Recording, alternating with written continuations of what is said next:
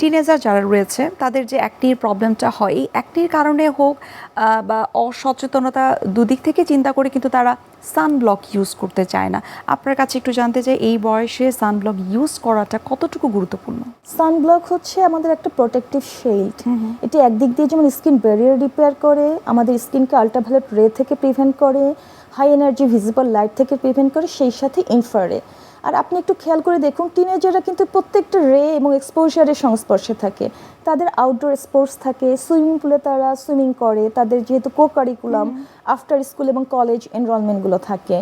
এরপরে তারা হচ্ছে যেটি হয় যে অনেকটা সময় স্ক্রিন টাইম স্ক্রল করে, সেখান থেকে ইনফ্রারে আসে, এবং অনেকে কিন্তু একটু একটু রান্নাও করে, তো কুকিং রে আসে। তো প্রতিটা রেতে তারা এক্সপোজড হয়।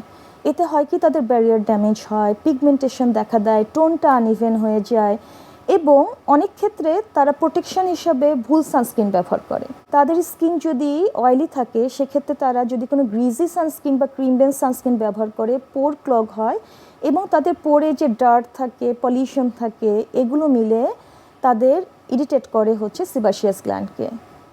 এবং অনেক সময় তারা সানস্ক্রিন মানে ডাবল ক্লেন্সিং, টিনেজাররা তো কিছু ভুল করেও থাকে, ডাবল ক্লিনজিং। এবং ডাবল ক্লিনজিংয়ের ক্ষেত্রে এই অয়েলি স্কিনে এবং ব্রন স্কিনে তারা অয়েল দিয়ে ক্লিন করে। আচ্ছা, তো কি হলো, এই অয়েল কিন্তু এক্সট্রা একটা লেয়ার তৈরি করলো, পোরটাকে তো ক্লিন করছে না, বরং সিবাসিয়াস গ্ল্যান্ডকে স্টিমুলেট করছে আরও বেশি সেবাম প্রোডাকশন করতে। শুধু তাই না, যদি একটু মাইল্ড অ্যাকনে থাকে, সেখানে হয় ব্যাকটেরিয়ার সংক্রমণ, কারণ তখন তো এটা একটা ফেভারেবল এনভায়রনমেন্ট হয়ে যায়।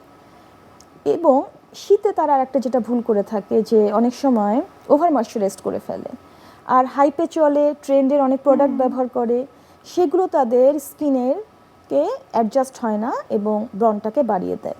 এবং ব্রন হওয়ার পরে তারা সেটাকে পপ আউট করে, পিক করে, টাচ করে, এবং ভাবে যে এভাবে টাচ করে। এবং অনেক সময় তারা কিন্তু নিজেরাই গুগল, চ্যাট জিপিটির মাধ্যমে ট্রিটমেন্ট করতে চায়। এতে হয় কি, ব্রন আরও গ্রেড খারাপ হয়ে যায়, ডিটোরিয়েট করতে থাকে, এবং কখনো হয়তো ব্রনটা ভালো হয়ে যেতে পারে, একটা ব্রন ভালো হলো, নতুন একটা ব্রন তৈরি হলো, এবং পরবর্তীতে তাদের অ্যাডাল্টহুডে তারা কী নিয়ে সাফার করে, পোস্ট ইনফ্লামেটরি হাইপার পিগমেন্টেশন এবং স্কার।